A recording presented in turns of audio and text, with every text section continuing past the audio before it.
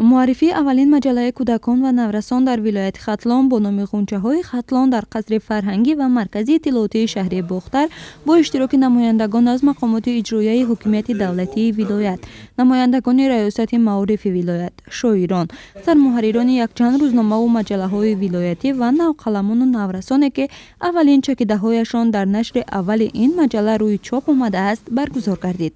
Ғунчаҳои Хатлон нашрияи мақомоти иҷроияи ҳокимияти давлатии вилояти Хатлон буда дар партави дастуру ҳидоятҳои асосгузори сулҳу ваҳдати миллӣ, пешвои миллат муҳтарам Эмомалӣ Раҳмон ва бо дастгирии раиси вилоят Қурбон Ҳакимзода ба чоп расидааст, ки дар вилоят аввалин маҷалла барои кӯдакону наврасон ба ҳисоб меравад.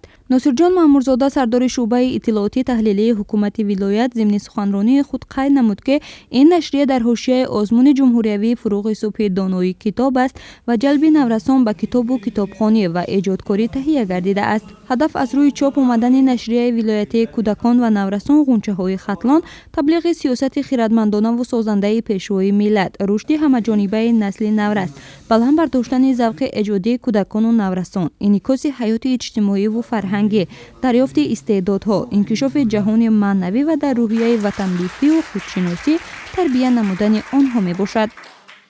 дар идомаи чорабинӣ ҳар яке аз меҳмонон фикру ақидаҳои худро оиди ба таб расидани ин нашрия иброз намуданд. Асалмусаффар ва сармуҳаррири рӯзномаи вилоятии Хатлон дар баромадаш зикр намуд, ки дар саҳифаи нашрияҳои вилояти Хатлон боз як нашрияи дигари Ғунчаҳои Хатлон саҳми худро хоҳад гузошт. Аз ин нашрия умед аст, ки дар оянда даҳо журналистон, шоирон ва нависандагон ба камол хоҳад расид. шиёри ин нашрия шеъри сардафтари адабиёти муосири тоҷик Садриддин Айнӣ «Биёед эй рафиқон дарс хонем» интихоб гардидааст.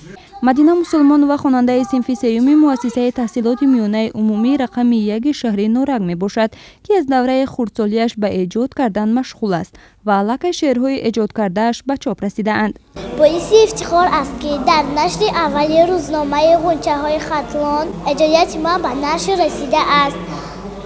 ман аз фурсат истифода бурда ба асосгузори сулҳу ваҳдат, пешвои миллат муҳтарам Эмомалӣ Раҳмон миннатдории худамро баён кунам, ки баҳри мо бачаҳо чунин озмунҳои эҷодӣ ва вилоятиро пешниҳод кардааст.